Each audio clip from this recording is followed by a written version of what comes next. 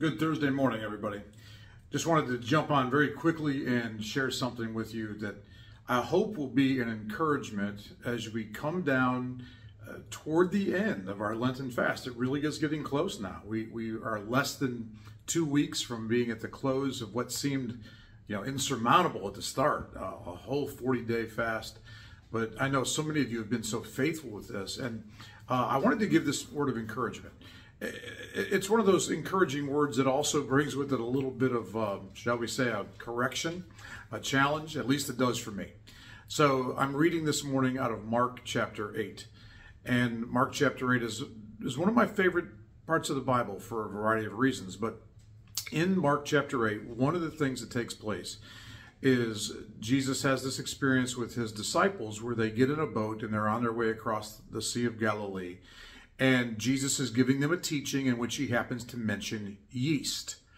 Okay, they hear yeast, they start thinking bread. They realize that here there are, 13 of them in the boat, and they only brought one loaf of bread with them. And they start going, what, is he talking about yeast because we didn't bring enough bread? Should we have brought more bread? What are we going to do? We don't have enough bread, blah, blah, blah. And of course, what's interesting about this is just immediately preceding this, Jesus had fed thousands of people with 7 loaves of bread and some fish. And then just very shortly before that, he had fed even more people with 5 loaves of bread and fewer fish. So Jesus looks at these guys and he's like, guys, don't you remember when I fed all those people? Don't you remember all the leftovers we had? Don't you remember how complete the provision was? And then he looks at them and he says, don't you understand anything yet? And as I was reading that, I was looking at a note that I had made in that passage some years back, in which I just said something like this, like, I just cannot believe that these guys were so obtuse that after seeing these miracles like this, that they were still worried about, of all things, not having enough bread. It's like, whatever else you want to worry about, why would you ever, with that guy in the boat, why would you ever worry about not having enough bread?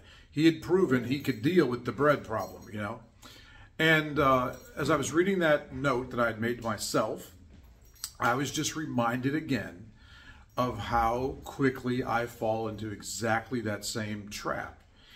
The bottom line is that when Jesus does a miracle for me, from that point on, I never have an excuse for approaching the same kind of need and approaching it with doubt that he is going to be sufficient.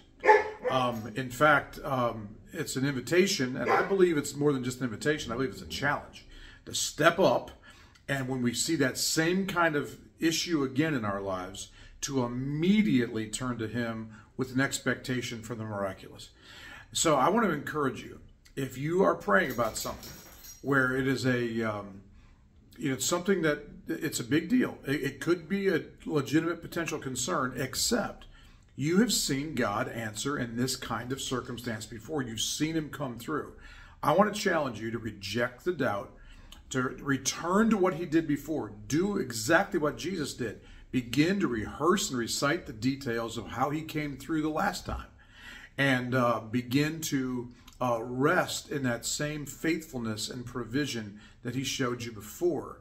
And come into a place of agreement with him in your prayers. He is the God who provides. He's the God who hears. He's the God who answers, who heals, who restores, who forgives. He's the God who can do the things that no one else can do.